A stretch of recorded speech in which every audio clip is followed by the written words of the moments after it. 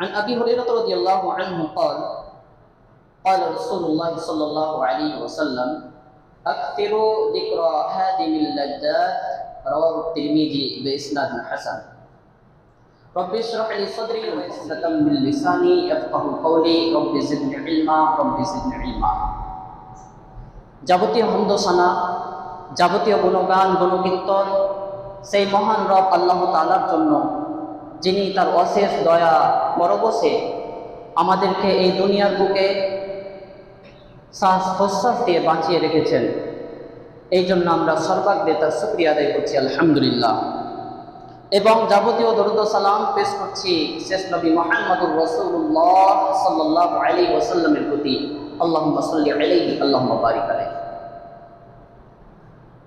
আলো আধারের এই নগরের সুখ সৌন্দর্যের সান্নিধ্যে পড়ে, সুখ সৌন্দর্যের ধোকায় পড়ে আমরা অনেক সময় একটি বাস্তব সত্যকে উপেক্ষা করে থাকি, ভুলে থাকি, উপেক্ষা করে থাকি সেই জীবনের রক্তিম বাস্তবতাকে। জীবনের পরতে পরতে দুনিয়াবি এই জীবন তার দুনিয়ার মোহে চাকচিক্যে এক বস্তুবাদীর চশমা পরিয়ে আমাদেরকে বস্তুবাদী হতে উদ্বুদ্ধ করে, যার কারণে নগদ যা পাও হাত পেতে নাও, বাকির খাতা শূন্য থাক, এই মূলনীতির উপর আমরা চলতে থাকি। যেটাকে আমরা বাস্তবে দেখতে পাই সেটাকে আমরা সহজেই বিশ্বাস করে নিয়ে মেনে নিই, কিন্তু যেটাকে আমরা বাস্তবে চোখের সামনে দেখতে পাই না সেটাকে আমরা উপেক্ষা করে থাকি। অনেক সময় আমরা সেটাকে মিথ্যা বলে থাকি, অবজ্ঞা করে থাকি, ভুলে থাকি, উপেক্ষা করে থাকি। কিন্তু এই রক্তিম বাস্তবতাকে আমরা যতই উপেক্ষা করে থাকি না কেন, জীবনের এই নির্মম বাস্তবতাকে আমরা যতই ভুলে থাকি না কেন, এই কঠিন বাস্তবতা একদিন ঠিক আমাদের সাথে সাক্ষাৎ করবে। সুখ তরঙ্গের কোনো এক থাকে আমাদের জীবনের দরজায় কড়া নাড়বে। সেই তিক্ত বাস্তবতার কথা বলছি, সেটা হচ্ছে মৃত্যু, সেটা হচ্ছে মরণ। আজ জুমার খুতবায় আলোচ্য বিষয় মরণকে স্মরণ। বস্তুত এই দুনিয়াবী জীবনটা পুরোটাই হচ্ছে ধোঁকার সামগ্রী। এপার জগৎ এবং ওপার জগতের মধ্যে একটি সেতু বন্ধন মাত্র।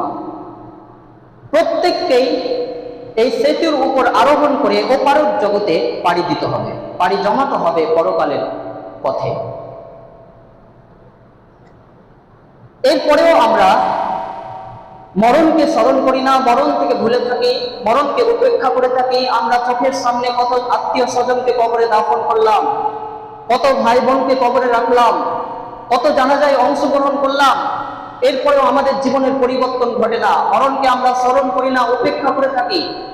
কিন্তু বন্ধুগণ, মনে রাখুন, আমরা মরণকে স্মরণ করি আর না করি, এই মরণ কিন্তু ঠিকই যখন নির্দিষ্ট সময় চলে আসবে তখন আমাদেরকে পাকড়াও করবেই করবে, এতে কোনো সন্দেহ নেই। বস্তুত এই জীবনটা আল্লাহ তাআলা জীবন ও মরণ সৃষ্টি করেছেন আমাদেরকে পরীক্ষা করার জন্য। তিনি বলেন সূরা মুলক সূরা নম্বর 7 আয়াত নম্বর 2, আল্লাযী খালাকাল মাউতা ওয়াল হায়াতা লিয়াবলুয়াকুম আইয়ুকুম আহসানু আমালা। যিনি মরণ ও জীবন সৃষ্টি করেছেন তোমাদের পরীক্ষা করার জন্য, যে কে তোমাদের মধ্যে সর্বাধিক সুন্দর আমল করে।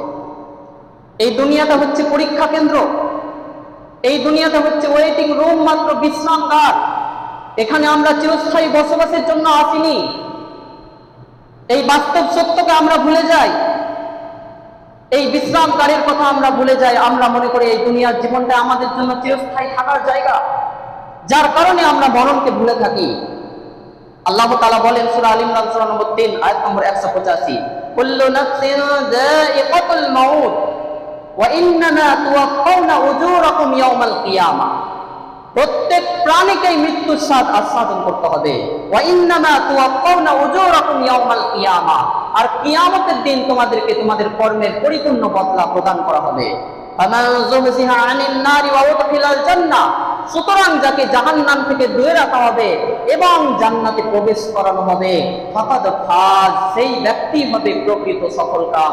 ওয়ামাল হায়াতুদ দুনিয়া ইল্লা মাতাউল গুরুর, আর এই দুনিয়ার জীবনটা ধোঁকার সামগ্রী ব্যতীত কিছুই নয়।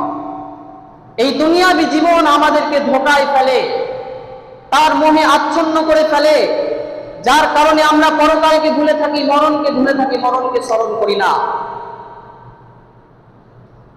অথচ আমাদেরকে মরণ, মৃত্যুর স্বাদ আস্বাদন করতেই হবে। আমাদের সকলকে আল্লাহর কাছে ফিরে যেতে হবে। আল্লাহ তাআলা অন্যত্র বলেন, সূরা আনকাবুত 29 নম্বর সূরা 57 নম্বর আয়াত, কুল্লু নাফসিন যায়িকাতুল মাউত সুম্মা ইলাইনা তুরজাউন। প্রত্যেক প্রাণীকে মৃত্যুর স্বাদ আস্বাদন করতে হবে। যার প্রাণ রয়েছে, আত্মা রয়েছে, এমন প্রত্যেক জীবকেই মৃত্যুর স্বাদ আস্বাদন করতে হবে। সুম্মা ইলাইনা তুরজাউন, অতঃপর তোমরা আমার কাছেই প্রত্যাবর্তিত হবে। আমাদেরকে আল্লাহর কাছে ফিরে যেতে হবে, সকলকে আল্লাহ তাআলার কাছে ফিরে যেতে হবে। আমরা চোখের সামনে কত শত মানুষের মৃত্যু দেখি, কেউ অ্যাক্সিডেন্টের মাধ্যমে, কেউ ভূমিকম্পের মাধ্যমে, কেউ রোগাক্রান্ত হয়ে, কেউ ক্যান্সারে আক্রান্ত হয়ে আমাদের চোখের সামনে মারা যায়। আমরা তাদের জানাজা কাফন দাফন করি, কিন্তু আমরা এই মৃত্যুকে ভুলে থাকি, আমরা এই মৃত্যু থেকে পালানোর চেষ্টা করি। মনে রাখবেন, যতই আমরা মৃত্যু থেকে পালানোর চেষ্টা করি না কেন, এই মৃত্যু থেকে বাঁচা কোশ্চিনকালেও সম্ভব নয়। আল্লাহ তাআলা বলেন সূরা জুমআ 62 আয়াত নম্বর 8, কুল ইন্নাল মাউতাল্লাযী তাফিররুনা মিনহু ফাইন্নাহু মুলাকীকুম। হে নবী, আপনি বলে দিন, যে মৃত্যু থেকে তোমরা পলায়ন করতে চাচ্ছ, বাঁচতে চাচ্ছ, তা অবশ্যই তোমাদের সাথে একদিন সাক্ষাৎ করবে। সুম্মা তুরাদ্দুনা ইলা আলিমিল গায়বি ওয়াশ শাহাদা, অতঃপর তোমাদেরকে অদৃশ্য দৃশ্যমান সম্পর্কে পরিজ্ঞাত আল্লাহর কাছে ফিরিয়ে নেওয়া হবে। ফায়ুনাব্বিউকুম বিমা কুনতুম তা'মালুন, অতঃপর তিনি তোমাদেরকে জানিয়ে দিবেন দুনিয়ার জীবনে তোমরা যা করেছিলে। রাসূল সাল্লাল্লাহু আলাইহি ওয়াসাল্লামের নবুয়ত প্রাপ্তির মাত্র 3 বছর পূর্বে জাহেলি যুগের মুআল্লাকা খ্যাত কবি যুহাইর বিন আবু সুলামা 520 থেকে 607 হিজরি, তিনি তার বিখ্যাত কবিতায় এক পর্যায়ে বলেছেন, রাআইতুল মানায়া খাত্তা আসওয়া'i মান তুসির তুমিতহু ওয়া মান তুখতি ওয়া'আম্মাত ফায়ুহরা। তিনি তার কবিতার এক পর্যায়ে বলেছেন যে আমি মৃত্যুগুলিকে দেখি অন্ধ উটের মতো হাত পা ছড়তে, অতঃপর যাকে সে ধরে তার মৃত্যু ঘটে, আর যাকে ধরতে পারে না তার জীবন সাময়িক সময়ের জন্য দীর্ঘায়িত হয়, অতঃপর সে জীর্ণ শীর্ণ হয়ে যায়। আমাদের এই মৃত্যু কখন আসবে আমরা জানি না, মৃত্যুর কোনো বয়স নেই। আমরা অনেক মানুষ এই ধোঁকায় পড়ে থাকি যে এখনো তো অনেক সময় আমাদের জীবনের বাকি রয়েছে। যখন তাদেরকে সালাতের দিকে ডাকা হয়, যখন তাদেরকে আল্লাহর ইবাদতের দিকে ডাকা হয় যে আল্লাহর দাসত্ব করো, এই পৃথিবীতে আমরা আল্লাহর খেয়ে পড়ে বেঁচে আছি, এরপরেও আমরা আল্লাহর নাফরমানি করছি, অবাধ্যতা করছি। এই বাস্তব সত্যটা যখন মানুষকে বলা হয়, যখন মানুষকে আল্লাহর দিকে ডাকা হয়, যখন মানুষকে পরকালে দাওয়াত দেওয়া হয়, তখন অধিকাংশ মানুষ, অনেক মানুষ বলে থাকে যে আমাদের জীবনের তো এখনো অনেক সময় বৃদ্ধ আছে, বাকি আছে, বৃদ্ধ হই, তারপরে না হয় নামাজ রোজা করবো, তারপরে দাঁড়িয়ে থাকবো, তারপরে মসজিদে বসে বসে আল্লাহর জিকির করব। এই কথা আমরা বলে থাকি। মনে রাখবেন, অথচ এই মৃত্যুর কোনো বয়স নেই। কোন বয়সে আমার আপনার মৃত্যু হবে কোনো গ্যারান্টি নেই। এই মৃত্যু কোনো বয়স বুঝে না, কোনো সময় বুঝে না। আপনি এখন ছোট রয়েছেন, আপনি এখন বালক রয়েছেন, আপনি এখন যুবক রয়েছেন, এই জন্য আপনার মৃত্যু হবে না। মৃত্যু আপনার কাছ থেকে ঘুরে চলে যাবে যে না, এখনো তো এই ছোট রয়েছে, বয়স কমে আর মৃত্যু নেওয়া যাবে না, না এখনো তো এই যুবক রয়েছে, এখনো তো এই দুনিয়ার মোহে আচ্ছন্ন রয়েছে, গান বাজনা বাদ্যযন্ত্রে আচ্ছন্ন রয়েছে, এখন এর মৃত্যু ঘটানো যাবে না, না চলে যায়, বৃদ্ধকালে আসবো না। এটা মৃত্যু বুঝে না। মৃত্যু কোনো সময় বুঝে না। আপনি কোন সময়ে কোন পরিস্থিতিতে রয়েছেন এটা মৃত্যু দেখবে না। মৃত্যু দেখবে না যে আপনি সিগারেটটা ধরালেন, আপনি পুরোটা খেয়ে নেন, তারপরে মৃত্যু হবে আপনার, না, মৃত্যু এটা আপনার জন্য ওয়েট করবে না, অপেক্ষা করবে না। মৃত্যু এসে যদি আপনাকে দেখে আপনি গান বাজনায় আচ্ছন্ন রয়েছেন, গান বাজনা শুনছেন, আপনি জুয়ার আড্ডায় জুয়া খেলতে মত্ত রয়েছেন, মদ পানের আড্ডায় মদ পান করতে মত্ত রয়েছেন, আপনি মোবাইলে গান বাজনা ভিডিও দেখতে মত্ত রয়েছেন, মৃত্যু আপনাকে এই অবস্থায় দেখে ফিরে যাবে না। মৃত্যু বলবে না যে না, এই তো এখন পাপ কাজে লিপ্ত রয়েছে, যখন ভালো কাজে এই অগ্রসর হবে তখন তার কাছে আসবো, না, মৃত্যু এটা বুঝে না। তা আমাদেরকে মৃত্যুর কথা বেশি বেশি স্মরণ করতে হবে। কোন পরিস্থিতিতে কোন জায়গায় মৃত্যু হবে এটা আমরা জানি না। মূলত মৃত্যু থেকে পালানোর কোনো জায়গা নেই। এই দুনিয়ার বুকে এমন কোনো জায়গা নেই যেই জায়গায় গেলে, যেই জায়গায় পৌঁছে গেলে আমরা মৃত্যু থেকে বেঁচে যাব। আল্লাহ তাআলা বলেন সূরা নিসা সূরা নম্বর 4 আয়াত নম্বর 78, আইনামা তাকুনু ইউদরিকুমুল মাউত ওয়ালাউ কুনতুম ফি বুরুজিন মুশাইয়াদা। যেই মৃত্যু থেকে তোমরা পলায়ন করতে চাচ্ছ, শুনে রাখো, তোমরা যেখানেই থাকো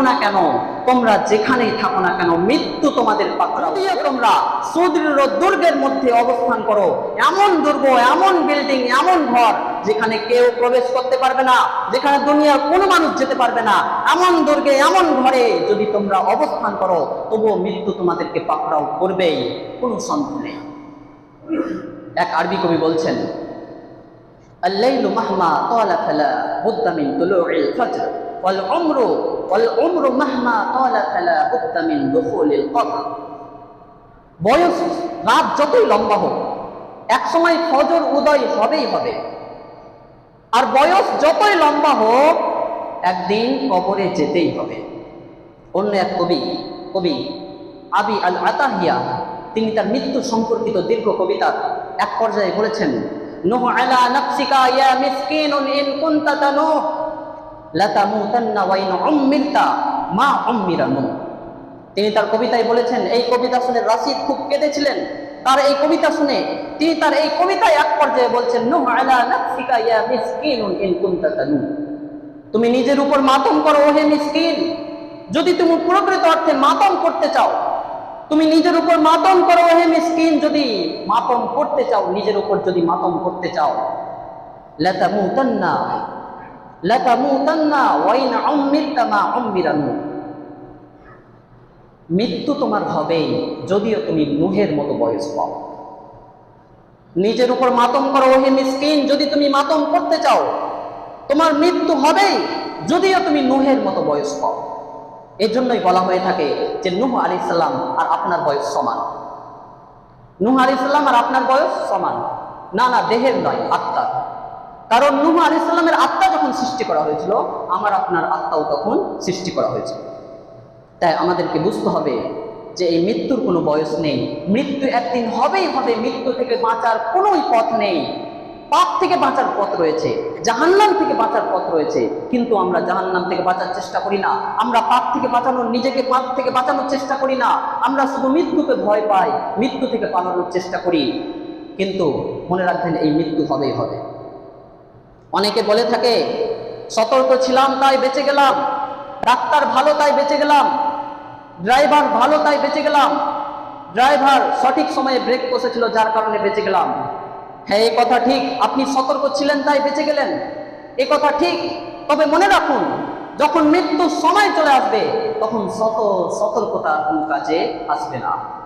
শত দেহরক্ষীর মাঝে যদি আপনি অবস্থান করেন, শত ডাক্তার নিয়ে আপনি যদি অবস্থান করেন, নিজেকে বাঁচানোর চেষ্টা করেন, আর মৃত্যু যদি সেই সময় আপনার থাকে, তো মৃত্যু হবেই হবে, এতে কোনো সন্দেহ নেই।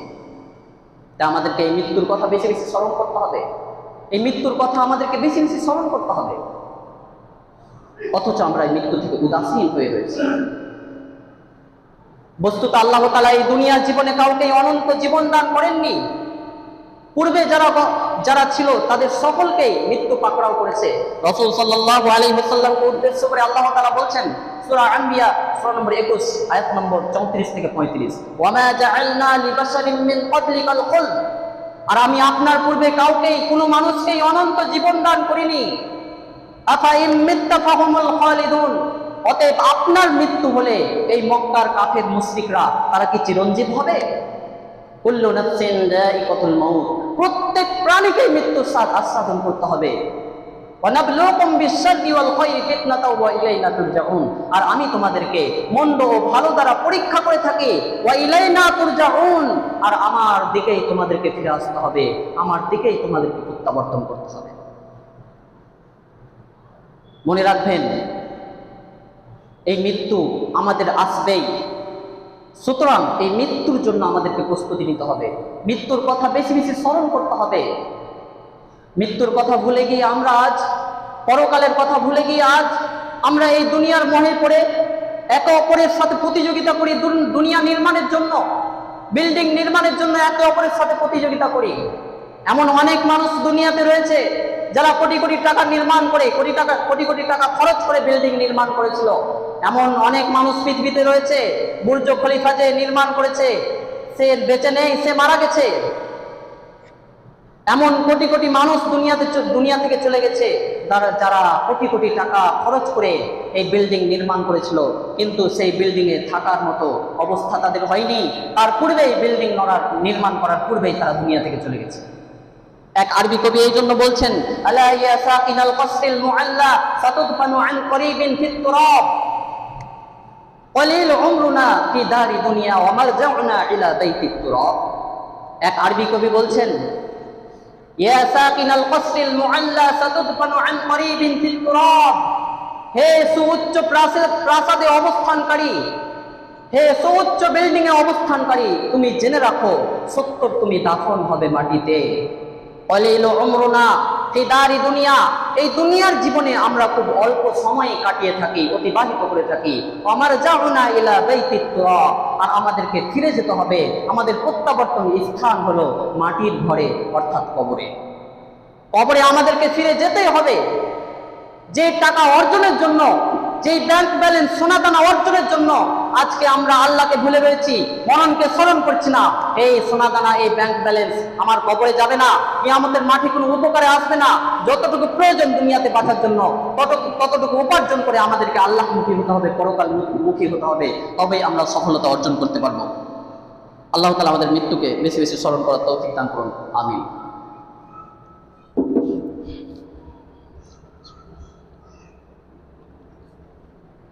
আলহামদুলিল্লাহি ওয়াহদা ওয়াসসালাতু ওয়াসসালামু আলা মান লা নাবিয়্যা বা'দা। আবু হুরায়রা রাদিয়াল্লাহু তাআলা আনহু বলেন, হাদিসটি বর্ণিত হয়েছে তিরমিজি কিতাবুজ যুহুদ হাদিস নম্বর 2307, সানাদ হাসান। ইবনে মাজাহ হাদিস নম্বর 4258, মুসান্নাফ ইবনে আবি শাইবা হাদিস নম্বর 34327 এবং মিসকাতুল মাসাবি হাদিস নম্বর 1607, কিতাবুল জানাইজ। রাসূল সাল্লাল্লাহু আলাইহি ওয়াসাল্লাম বলেছেন, আকতিরু যিকরা হাদিমিল লাজ্জাত, তোমরা সাত বিনষ্টকারী বস্তুটিকে, ইয়ানিল মাউত অর্থাৎ মৃত্যুকে বেশি বেশি স্মরণ করো। দুনিয়ার জীবনে আমাদের কত আকাশচুম্বী আশা আকাঙ্ক্ষা, এই আকাশচুম্বী আশা আকাঙ্ক্ষা নিয়ে আমরা চলাফেরা করি। এই আমাদের আশা আকাঙ্ক্ষাকে, স্বপ্নকে পূরণ করার জন্য মাথার ঘাম পায়ে ফেলে আমরা জীবন অতিবাহিত করি, মৃত্যুকে ভুলে থাকি, পরকালকে ভুলে থাকি। কিন্তু হঠাৎ করে আমাদের সেই আশা পূরণ হওয়ার আগেই আমরা দুনিয়া থেকে বিদায় নিই। কোন সময় আপনার মৃত্যু হবে এর কোনো গ্যারান্টি নেই, নিশ্চয়তা নেই। তাই আমাদেরকে বেশি বেশি মৃত্যুকে স্মরণ করতে হবে, যেই মৃত্যু মানুষের সাত আশঙ্কাকে মিটিয়ে দেয়, ধ্বংস করে দেয়, নিশ্চিহ্ন করে দেয়। এই পর্যায়ে এসে একটি ঘটনা বলতে চাই যে আমরা কিভাবে মরণকে স্মরণ করব, কিভাবে আমরা মরণকে স্মরণ করতে পারি। এই মর্মে একটি ঘটনা। এক বাদশার ওলি হওয়ার খুব শখ ছিল, ওলি হওয়ার খুব ইচ্ছা ছিল। ওলি হলে খুব মর্যাদা রয়েছে, সম্মান রয়েছে, আল্লাহর ওলি বলে কথা। তো ওই বাদশার খুব শখ ছিল ওলি হওয়ার। এই জন্য তার সভাসদদেরকে ডেকে বলল যে আমার ওলি হওয়ার খুব ইচ্ছা, কি করলে ওলি হওয়া যায়। সভাসদগণ সবাই বলল যে আমাদের তো কোনো এরকম পদ্ধতি জানা নেই, তো একজন আল্লাহর ওলি রয়েছে, তার কাছ থেকে যদি আপনি পরামর্শ নেন তাহলে ভালো হবে। তো যেই ওলি রয়েছিল, ওলি ছিল ওই শহরে, তাকে ডেকে পাঠানো হলো বাদশার দরবারে। ওই ওলিকে ডেকে বাদশা জিজ্ঞেস করলেন যে আমার ওলি হওয়ার খুব ইচ্ছা, কি পদ্ধতি অবলম্বন করলে ওলি হওয়া যায় বলুন। তখন ওই ওলি বললেন, যদি আপনি সহজে ওলি হতে চান তাহলে একটা ছোট্ট আমল করুন, আপনি প্রতিদিন 100 বার মৃত্যুকে স্মরণ করবেন। ও বাদশা বলল, এটা তো সহজ ব্যাপার, এটা কোনো কথা হলো, 100 বার প্রতিদিন মৃত্যুকে স্মরণ করবো, ঠিক আছে। ওই অলিকে পুরস্কার দিয়ে সেখান থেকে বিদায় করা হলো। এবার ওই বাদশা প্রতিদিন তার রাজ দরবারে বসার পূর্বে 100 বার করে মৃত্যুকে স্মরণ করে। কিছুদিন অতিবাহিত হলো, তার জীবনের কোনো পরিবর্তন ঘটছে না, তার মনের স্বাদটা যেন মিটছে না, কেমন যেন অপূর্ণ রয়ে গেছে তার সেই স্বাদ। তখন সেই বাদশা মনে মনে ভাবলো, মনে হয় 100 বার গুনতে আমার কোনো সমস্যা হচ্ছে, ভুলভাল হচ্ছে। এই জন্য 100 দানা বিশিষ্ট একটি তাসবিহ মালা সে সংগ্রহ করে প্রতিদিন রাজ দরবারে বসার পূর্বে 100 বার করে সেই জপের মালা জপতে লাগলো। মরতে হবে, মরতে হবে, এইভাবে সে 100 বার প্রতিদিন পড়ে। এইভাবে কিছুদিন অতিবাহিত হলো, তার জীবনে কোনো পরিবর্তন আসছে না। তখন সে ভাবলো ওই অলি মনে হয় মিথ্যা বলেছে, ওই অলি মনে হয় ভণ্ড মিথ্যাবাদী, সে আমাকে ভুল প্রেসক্রিপশন দিয়েছে, যার কারণে আমি অলি হতে পারছি না। ওই অলিকে ডেকে আনা হলো, ধরে আনা হলো। তখন বাদশাহ কোনো কথা না শুনে তাকে ফাঁসির আদেশ দিল, আগামীকাল সকাল 8টায় আপনার ফাঁসি। ওই অলি খুব অনুনয় বিনয় করলো যে কেন, কি অপরাধে আমার ফাঁসি? বাদশাহ কোনো তার দয়া অনুনয় শুনল না, তার সিদ্ধান্তে অনড় রইল যে না, আগামীকাল সকাল 8টায় আপনার ফাঁসি। তবে আপনার যদি কোনো শেষ ইচ্ছা থাকে তাহলে সেটা বলতে পারেন, আমি আপনার সেই ইচ্ছা পূরণ করব। তখন সেই আল্লাহর অলি বলল যে এই ছলনাময়ী দুনিয়ার জীবনে আমার তেমন কোনো আশা আকাঙ্ক্ষা নেই, তবে একটি ছোট্ট আশা আকাঙ্ক্ষা রয়েছে, যদি আপনি প্রতিশ্রুতি দেন তাহলে বলতে পারি। তখন ওই বাদশাহ বললেন, হ্যাঁ আপনি বলুন, আপনার প্রতিশ্রুতি আমি পূরণ করব, আপনার আশা পূরণ করব। ওই আল্লাহর ওলি তখন বললেন যে আগামীকাল সকাল 8টায় তো আমার ফাঁসি, ততক্ষণ পর্যন্ত আমি এই দেশের বাদশাহ হতে চাই, রাজা হতে চাই। সবাই ওই অলির কথা শুনে অবাক, বলে কি আগামীকাল যার ফাঁসি সে এই কয়েক ঘন্টার জন্য আমার দেশের বাদশাহ হবে, প্রধানমন্ত্রী হবে? এটা সম্ভব নাকি? সবাই চিন্তায় পড়ে গেল। তখন ওই আল্লাহর ওলি বললেন যে না, আপনারা চিন্তা করবেন না, আমি আমার ফাঁসিটা বজায় রাখবো, আমি আমার ফাঁসির নির্দেশ বজায় রাখবো, বাতিল করব না, আর আমি দেশে কোনো অন্যায় অশান্তি সৃষ্টি করব না। তখন ওই বাদশাহ তার কথা শুনে বলল, ঠিক আছে, আপনাকে কালকে সকাল 8টার পূর্ব পর্যন্ত আপনাকে বাদশাহ বানানো হলো এই দেশে।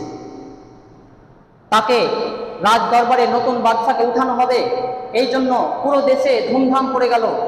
সবাই শুনলো, জানলো যে হ্যাঁ, একদিনের জন্য একজন ব্যক্তি এই দেশের বাদশাহ হতে যাচ্ছে। সবাই আর সেই কৌতূহল থেমে রাখতে পারলো না, সবাই সেই রাজ দরবারে ভিড় করলো। ছোট থেকে নিয়ে বড়, আইসক্রিম বিক্রেতা থেকে নিয়ে বাদাম বিক্রেতা, বাদামওয়ালা, সবাই চলে এলো। সবাই জড়ো হয়ে গেল এই দৃশ্য দেখার জন্য। যখন ওই আল্লাহর ওলি নতুন বাদশাহ সিংহাসনে বসলেন, তখন সবার মুখে একটা চিন্তার ছাপ পড়ে গেল, না জানি কি আদেশ করে দেয়। তখন ওই বাদাম বিক্রেতার যে টিন টিন শব্দ আওয়াজ হচ্ছিল তার ঘন্টার, এই ঘন্টা শুনে বিরক্ত হয়ে ওই নতুন বাদশাহ বললেন যে ওই বাদাম বিক্রেতাকে ধরে আনো। তাকে ধরে আনা হলো। বাদশাহ বললেন কাল সকাল 7টায় এর ফাঁসি। অবাক সবাই, ব্যাপার কি, কেন ফাঁসি? বাদশাহ বলল যে এই আদব জানে না বাদশার সামনে টিন টিন শব্দ বাজাচ্ছে ঘন্টার, এই জন্য তার সকাল 7টায় ফাঁসি। ওই বাদাম বিক্রেতার চেহারায় আল্লাহ ভীতির একটা চিহ্ন ছিল, সে আল্লাহ ভীরু ব্যক্তি ছিল। তো রাজা এই নির্দেশে বহাল রাখলো যে কাল সকাল 7টায় তার ফাঁসি। বাদাম বিক্রেতা খুব অনুনয় বিনয় করলো, কাঁদছে যে কি অপরাধে আমার ফাঁসি, কিন্তু তার অনুনয় বিনয় কিচ্ছু শোনা হলো না। বলা হলো কাল সকাল 7টায় আপনার ফাঁসি। তাকে জেলে ভরা হলো। এবার বাদশাহ তার সিপাহীদেরকে বলল, চুপিসারে বলল যে এই দেশে কোনো বাজে মহিলা পাওয়া যাবে কি, যে টাকার বিনিময়ে বাজে কাজ করে? তো সিপাহীরা বলল যে হ্যাঁ, পাওয়া যাবে, লাইসেন্স প্রাপ্ত। তো একটা লাগবে, একজন সুন্দরী দেখে একটা বাজে মহিলাকে নিয়ে এসো। তাকে নিয়ে আসা হলো। তাকে নিয়ে আসা হলে এই নতুন বাদশাহ বললেন যে ওই যে জেলে একজন ব্যক্তি রয়েছে, বাদাম বিক্রেতা রয়েছে, আল্লাহ ভীরু ব্যক্তিটা, তার সাথে তোমাকে বাজে কাজে লিপ্ত হতে হবে আজ রাত্রে। যদি না হতে পারো কাল সকাল 6টায় তোমার ফাঁসি। মনে রাখুন যে 3 জনের ফাঁসির আদেশ, কিন্তু প্রথম জন যে নতুন বাদশাহ তার সকাল 8টায় ফাঁসি, ওই বাদাম বিক্রেতা তার ফাঁসি সকাল 7টায়, আর এই বাজে মহিলা সে যদি তার কাজে বাস্তবায়ন করতে না পারে তাহলে এর ফাঁসি সকাল 6টায়। তাকে জেলে ঢুকিয়ে দেওয়া হলো। এবার বাদশাহ ওই যে আসল বাদশাহ তাকে ডেকে বলল যে আপনি চুপিসারে রাত্রে ওই যে একটা ফুটা রয়েছে জেলের, ওই ফুটা দিয়ে আপনি চেয়ারে বসে তাদের দৃশ্যটা দেখবেন তারা কি করে। তো বাদশাহ ওই অলির নির্দেশ মানতে বাধ্য ছিল, যেহেতু সে নতুন বাদশাহ। সেই নির্দেশ মতো সে রাত্রে তাদের দৃশ্য দেখতে লাগলো। এবার ওই বাজে মহিলা জেলে ঢুকেই দেখলো যে ওই বাদাম বিক্রেতা নামাজে দাঁড়িয়ে আছে, সলাতে রত, সলাত আদায় করছে। সে নিজের আচরণ শুরু করে দিল, তাকে প্রলোভন দেখানোর চেষ্টা করলো, তার সাথে মিলনের চেষ্টা করলো, কিন্তু হায়, সেই বাদাম বিক্রেতা তার দিকে তাকিয়েও দেখে না। সে শুধু কাঁদে আর সলাত আদায় করে, কাঁদছে আর সলাত আদায় করছে। এই বাজে মহিলা অনেক চেষ্টা করলো তাকে প্রলোভন দেখানোর, শেষ পর্যন্ত বলল যে আপনি আমার সাথে বাজে কাজ করবেন না, ঠিক আছে, কিন্তু আমার একটা দুটা কথা শুনুন। আপনি যদি আমার সাথে আজকে বাজে কাজে লিপ্ত না হন তাহলে কালকে সকাল 6টায় আমার ফাঁসি। তখন ওই বাদাম বিক্রেতা বলল যে তাই, তোমার কালকে সকাল 6টায় ফাঁসি, আর আমি যদি তোমার সাথে বাজে কাজে লিপ্ত হইও তাহলে আমার সকাল 7টায় ফাঁসি। তো আমি বাজে কাজ করে কালকে সকালে মারা যাব, মৃত্যুর পরে আল্লাহর সামনে কোন মুখ নিয়ে দাঁড়াবো? আমি আল্লাহর সামনে কি জবাব দিব? এই কথা বলে সে আবারও সালাতে দাঁড়িয়ে গেল। তখন ওই বাজে মহিলা তার অন্তরে একটা অনুশোচনা জন্মালো যে আপনি একবার পাপ কাজ করার কারণে আপনি এতটা ভয় করছেন, আপনি আল্লাহর সামনে দাঁড়ানোর ভয় করছেন, আর আমি জীবনে কত খারাপ কাজ করেছি, কতবার বাজে কাজ করেছি, আমার কি হবে? ওই বাদাম বিক্রেতা বললেন তোমার শাস্তি হবে, সুতরাং তুমি তওবা করো, আল্লাহর কাছে তওবা করে ফিরে এসো। তখন ওই মহিলা বললেন কি করতে হবে? আল্লাহর কাছে ফিরে যাওয়ার জন্য কি করতে হবে? বাদাম বিক্রেতা বলল তুমি ওযু করে এসে সালাতে দাঁড়িয়ে যাও, আল্লাহর কাছে ক্ষমা প্রার্থনা করো। ওই মহিলা তখন সালাত আদায় করে ঠিক মতো কাপড় নিয়ে শরীরে নিয়ে সালাতে দাঁড়িয়ে গেল। সে আল্লাহর কাছে কাঁদতে শুরু করলো। এইভাবে সকাল হয়ে গেল। তখন ওই অলি যে একদিনের জন্য বাদশা হয়েছিল সে আসল বাদশাকে ডেকে বলল রাত্রে আপনি কি দেখলেন, কি দৃশ্য দেখেছেন? তখন বলল যে এই দৃশ্য দেখেছি। বাদাম বিক্রেতাকে ওই প্রকৃত অলি ওই ক্ষণস্থায়ী বাদশা জিজ্ঞেস করলো যে তুমি তার সাথে খারাপ কাজে লিপ্ত হলে না কেন?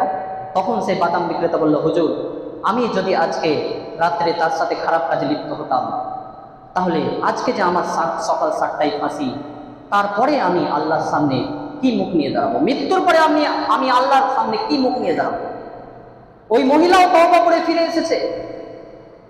তখন ওই ওলি ওই বাদশাকে বলল যে আশা করি বুঝতে পেরেছেন যে মরণকে স্মরণ বলতে কি বোঝায়। তখন ওই ওলি বুঝতে পারলেন যে হ্যাঁ, প্রকৃত মরণকে স্মরণ বলতে কি বোঝায়। আমি 1 বছর ধরে আল্লাহকে মরণকে স্মরণ করলাম, আমার জীবনের কোনো পরিবর্তন ঘটলো না। আর এই বাদাম বিক্রেতার এই বাজে মহিলা মাত্র একদিন আল্লাহকে স্মরণ করে, মরণকে স্মরণ করে তারা আল্লাহর ওলি হয়ে গেল। আশ্চর্য হলো এই বাদশা। তখন সকলের ফাঁসি রদ করা হলো, সকলকে পুরস্কার দিয়ে বিদায় দেওয়া। চিন্তা করুন তো, একজন মানুষকে যদি বলা হয় যে আগামীকাল আপনার ফাঁসি, সে কিভাবে তার জীবনটা অতিবাহিত করবে? আমাকে আপনাকে যদি বলা হয় যে কাল আপনার মৃত্যু হবে, কিভাবে আপনি জীবনটা অতিবাহিত করবেন? আপনি কি আর সেই জুয়ার আড্ডায় যেতে পারবেন? আপনি কি আর সেই মদের আড্ডায় যেতে পারবেন? আপনি কি সেই আর গান শুনতে পারবেন? আপনি কি আল্লাহ বিরোধিতা করতে পারবেন? আপনি কি মসজিদে না এসে থাকতে পারবেন? অবশ্যই আপনি মৃত্যুকে স্মরণ করবেন। কিন্তু আজকে আমরা প্রকৃতভাবে মৃত্যুকে স্মরণ করতে পারি না।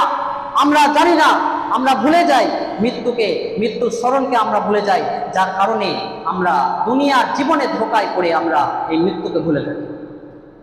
বস্তুতে মরণকে স্মরণ করতে হবে প্রকৃতভাবে, যেইভাবে স্মরণ করা উচিত সেইভাবে মরণকে স্মরণ করতে হবে। যে মাত্র একদিন স্মরণ করে এই বাদাম বিক্রেতা আর এই বাজে মহিলা আল্লাহর ওলি হয়ে গেছিল মরণকে স্মরণ করে, কারণ তারা জানতো যে আগামীকাল সকালে আমাদের মৃত্যু, যার কারণে তারা তওবা করে আল্লাহর কাছে ফিরে এসেছিল। বন্ধুগণ, বিশ্বাস করুন, আমার আপনার যে এখনই মৃত্যু হবে না তার নিশ্চয়তা কি আছে? আজকের এই জুমার খুতবায় অংশগ্রহণ করাটাই আমাদের জীবনের শেষ হবে না, শেষ খুতবা হবে না, এর নিশ্চয়তা কি আপনার কাছে রয়েছে? আপনি কি গ্যারান্টি দিতে পারবেন যে আজকে আমি ভাত খেয়ে বাড়িতে দুপুরে ঘুম যাব? আপনি কি গ্যারান্টি দিতে পারবেন আগামীকাল সকালে আমি উঠবো? এই গ্যারান্টি কি দিতে পারবেন?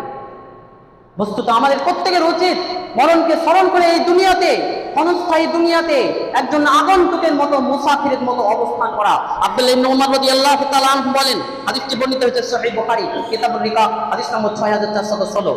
তিনি বলেন আখাযা রাসূলুল্লাহ সাল্লাল্লাহু আলাইহি ওয়াসাল্লাম বিমানকিবি ফাকালা কুন ফিদ দুনিয়া কান্নাকা গায়বুন আও আবিরু সাবিল। হে আব্দুল্লাহ, তুমি দুনিয়াতে এমন ভাবে বসবাস করো, তুমি দুনিয়াতে এমন ভাবে থাকো যেন তুমি একজন আগন্তুক অথবা তুমি একজন মুসাফির। যেমন ভাবে একজন আগন্তুক সে চিরস্থায়ী বসবাসের চিন্তা করে না, যেমন ভাবে একজন মুসাফির কোনো সফরে গিয়ে সেখানে চিরস্থায়ী ভাবে থাকার সে চিন্তা করে না, ঠিক তেমনই ভাবে এই দুনিয়াটা হচ্ছে আমাদের জন্য বিশ্রামগার, ওয়েটিং রুম। এই দুনিয়াতে এসে আমরা চিরস্থায়ী বসবাসের চিন্তা করতে পারি না। তিনি অন্য বর্ণনায় তিরমিজির বর্ণনায় রয়েছে ওয়া ফি রিওয়ায়াতিল তিরমিজি বিইসনাদিন সাহিহিন ওয়া উদ্দা নাফসাকা ফি আহলিল কুবুর। রাসূল সাল্লাল্লাহু আলাইহি ওয়াসাল্লাম আব্দুল্লাহকে বলছেন, আর আব্দুল্লাহ তুমি নিজেকে সর্বদা কবরবাসীদের মধ্যে মনে করো, তুমি নিজেকে সর্বদা কবরবাসী মনে করো। চিন্তা করুন, আমরা যদি নিজেদেরকে সর্বদা কবরবাসী মনে করতে পারতাম তাহলে আমরা আল্লাহর অবাধ্যতা করতে পারতাম না।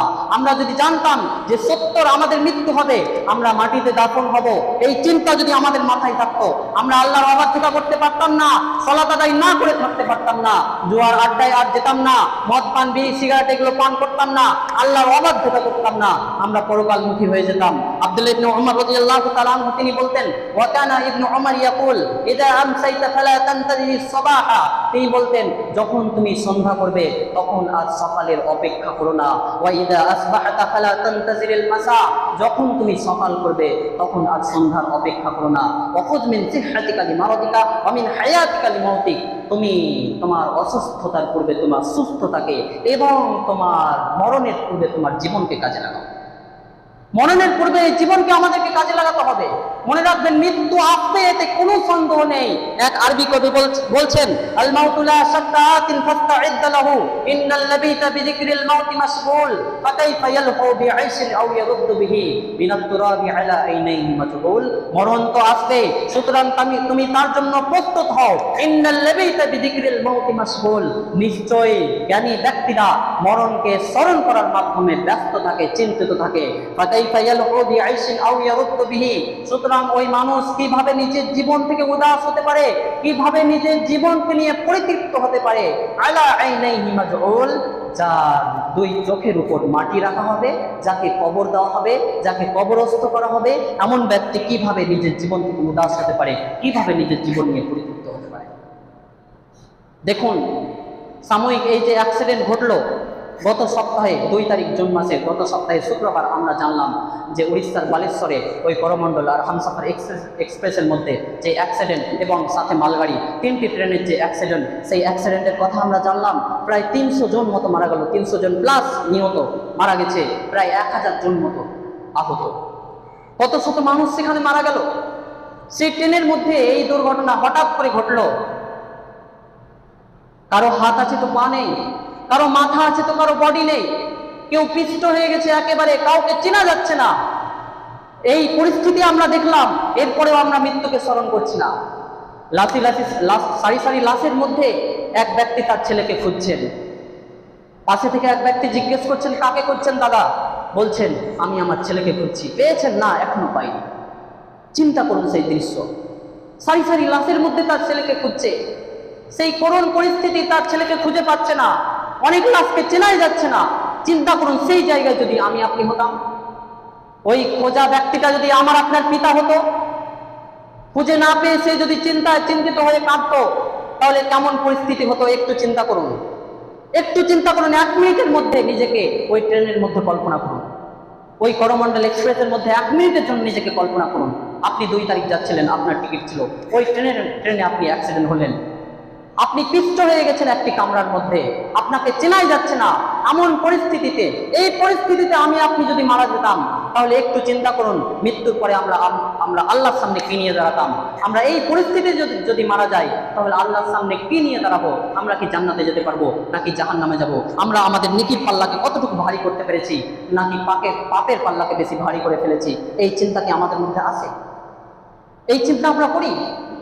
মরণকে স্মরণ আমরা করি? এই মরণকে স্মরণ করতে হবে। হঠাৎ করে ভূমিকম্পের মাধ্যমে আমাদের মৃত্যু হতে পারে, কোন পরিস্থিতিতে কোন জায়গায় মৃত্যু হবে এটা আমরা কেউ জানি না। যেই জায়গায় আমাদের মৃত্যু রয়েছে সেই জায়গাতেই হবে। হাদিসে উল্লেখ করা হয়েছে, কোনো জায়গায় কোনো ব্যক্তির যদি মৃত্যু থাকে, সেখানে যাওয়া তো যদি তার জরুরি না থাকে, প্রয়োজন না থাকে, তবুও আল্লাহ সেখানে যাওয়া তার জন্য জরুরি করে দেন, প্রয়োজন সৃষ্টি করে দেন সেখানে যাওয়া।